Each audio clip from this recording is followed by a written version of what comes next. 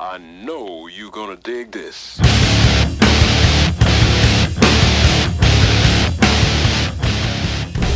There we go! Hey guys, welcome back to Joy Racing. And we're gearing up to do some 8th mile racing. And we're planning on testing it out in Cedar Falls at non-points bracket racing event. So yeah, we're right now, since we've, took care of the exhaust, got the carburetor running right, we are faster than we've ever been. And we thought maybe it's time to step up our gears. We don't have bad gears. We have 355s right now.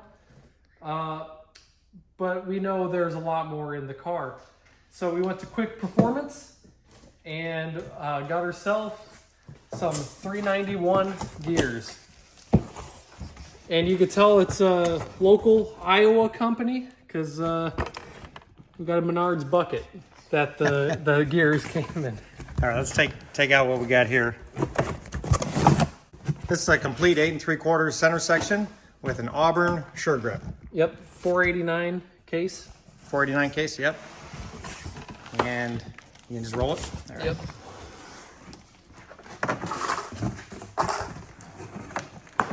She's not light. No. Bucket's cracked, not reusable. Guess I ain't washing the car. All right, first thing, gives the Auburn gear additive, Awesome. which we need for the sure grip. Box out of the way. This thing is clean. It'll be the cleanest thing on the car. Oh no, they expect us to break it in. Hang on. Let's see what this says. Initial break-in, 5 heat cycles, fill with gear oil. Drive gently for 15 minutes. Wow. Let rest for 30 to 45 minutes. Repeat steps 2 and 3 4 more times. Wait, drive car easy. I'm hearing that as break it in at the first burnout. No, we'll do it right because we do have a lot of money into this. Right, yeah. All right, so we'll follow there, and we will be using 80/90 non-synthetic, using the Posi additive. And that's per Quick Performance, That's what per- they said to Yep, put in it. regardless so- of what we think or what anybody thinks, we're going to do what they say because they put it together. All right, this. Let's get this thing flipped up on end so I can see. Okay, you can see where they pattern the gears, and that looks pretty good. This is not looking like an Auburn sure grip to me. I don't know. That's what I asked for. It's maybe not what we got.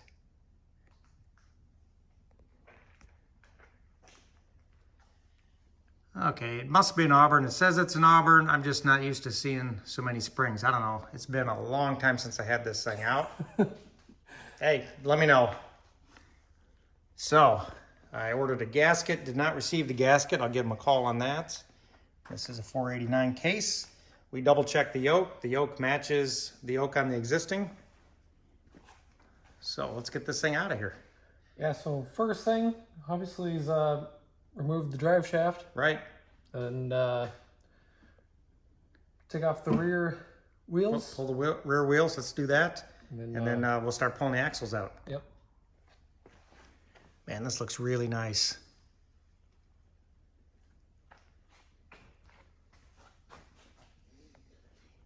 Used to everything we got being so beat up.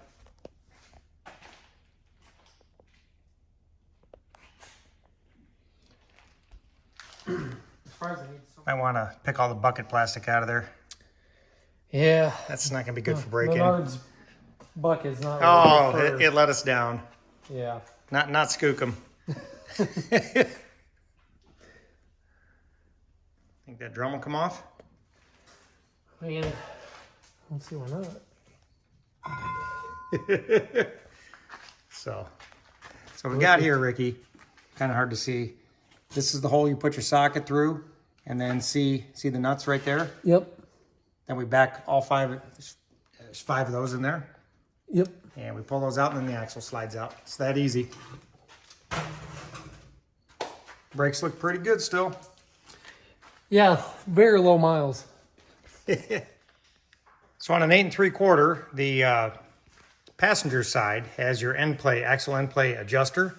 And you can see there's a locking right there. There's a locking tab held in place by that bolt, and you spin the adjuster to adjust your end play. And I think the specs are between 8 and 18 thousandths, and you can set that up with a dial indicator or your favorite way. There's probably more than one way to do it, but after you torque everything down, then you double check, and that'll be something we get to when we put it back together. But that's where it's set when you have stock type bearings. Okay, Ricky, you got the ready to pop the drive shaft out? Yep. Probably I'll get a pan in case the transmission drips. Oh, yeah. Yeah, and get something under there. These are 9/16. Good to know. So just in case you guys try to figure that out, should have to shove a different size socket in there 5 different times. So you're saying it wasn't very tight? Nope. No, I think the torque spec's 30 to 35, something like that. And this hasn't been apart since the car got put together, you know, in 98, 97, 98. So. Pretty rust free around here. Never seen winter with this car. No, honestly, it was an Arizona car, so it never did see the winter. All right, both sides are ready to get pulled. So now you should be able to just pull the axle back and just be careful. Kind of, okay, see how it's sliding over? That plate's sliding over? Oh, yeah. So yeah, just guide it over. Okay, now without dragging it, let's get the axle all the way out. And there's a seal in there you don't want to tear up, so support it. And then we can, yeah. And then when the splines, at the very end, don't drag the splines. There you go. Stand her up on end. Up. You can set her down, and we'll take a look at those bearings and see what they look like. Nice. Looks clean, at least. Yeah, not horrid. Yeah, we'll clean her up a little bit, and let's do the other side. I mean, I think you could have just pulled it out until it drops and then leave the axles in, but I want to inspect everything while it's out.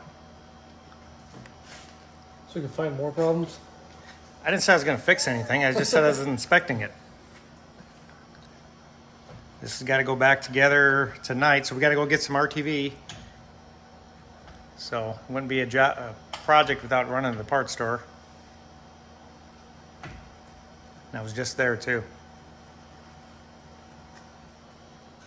Hey Ricky, why don't you stand it on the workbench over there and we can get a better look at it later.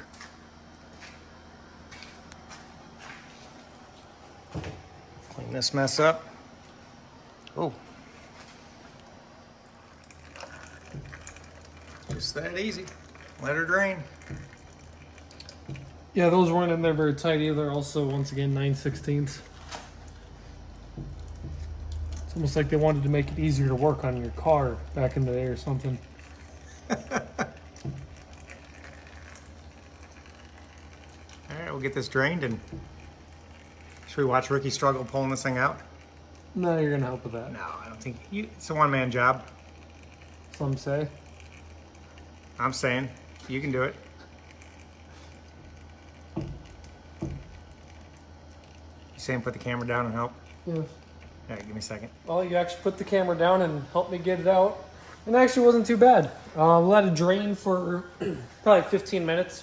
We had to go get some RTV, so yeah, we let it drain. So then we picked it up, pulled it out, and not too bad. So, see some differences. They're both Auburns, and the springs are a little bit bigger in diameter, but there's more of them in the new one. And different style bolts. The adjuster, a little bit different, and the retaining clip on the adjuster is just a little bit different. But it's all the same. And hopefully it's clean in here. It doesn't look worn or broken or anything. So oh, definitely. We'll put her in a bag and put her in this Sure Grip container we got. Yeah. Sure. Yeah, I'll keep it for safekeeping. And we got, it's got the same yoke. We checked the splines. It's a 30 spline. Basically, got what we needed first try. So now we're gonna clean out the Yeah, actual. Let's clean all the oil out of it and then prep the gasket surface and get this thing installed. Yep. I'll gas this a little bit. Yeah, it's well, it really wasn't too bad. Just dropped right on. Yeah, a little bit of silicone in there, and okay, we're buzzing the bolts down. Everything seemed to go in pretty clean. Yep. So finish snugging that up. We'll get the pinion snubber on. Work on the axles. First one you've ever done, Reggie? Yep. All right, it'll work. It'll be fine. We're gonna let the shiniest part of the car marinate overnight to our TV, set in, and then tomorrow give it the last torque, and then fill up, axles in, drive shaft in, and Break it in. Break it in. Yeah. Not with the burnout. Not with the burnout. Yes. No. Gotta do what they say to do. Might as well. Sure. Can't go wrong by following directions.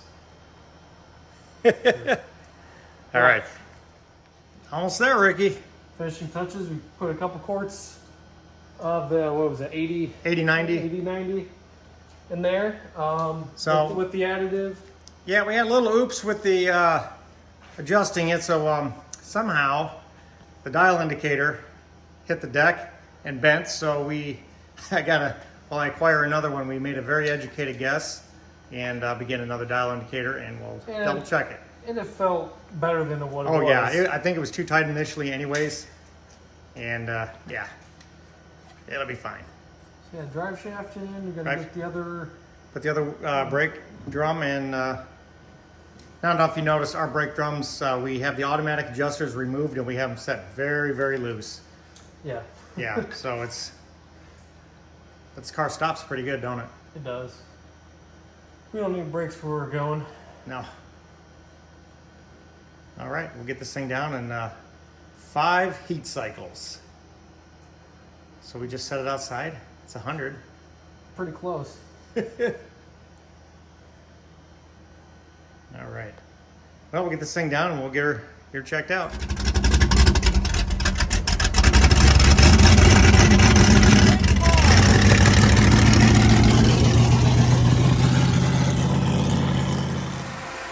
It's hot, but we got a couple heat cycles. I think 2 out of the 5 done for the gear, because we really want to do it right. Took a lot of time, effort, money to put this together, so we kind of want to make it. So what's all the racket?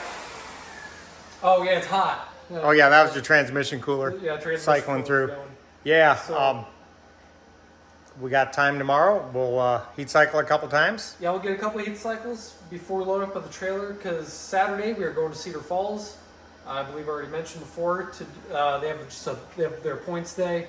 We're just going to go up there, and I think they also have Wally up for grabs for each class. So maybe we can make a run for it. Yeah. So we're going to run sportsman class up there. Yep. Quarter mile. Hopefully not too much gear, but it'll work. I think we'll be fine. Yeah.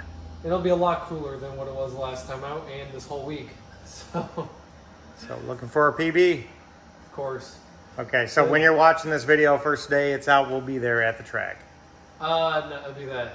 You're not putting this out Saturday? No. No? From Sunday's race is next. Oh yeah. So never mind. So yeah, hopefully you guys enjoyed the video. Maybe you'll learn something or tell us what we did wrong. Yeah, one thing, yeah, you do have to grease the bearings, that's for sure, because they're not actually greased or oiled by the gear lube. Yeah. I found that out. I've always greased them, didn't know why I was doing that. That's why. So yep, got those greased. Yeah, the car seems to drive fine, so yeah. Hopefully you'll look for new personal bests. So if you guys enjoyed the video, like, subscribe, see you in the next one.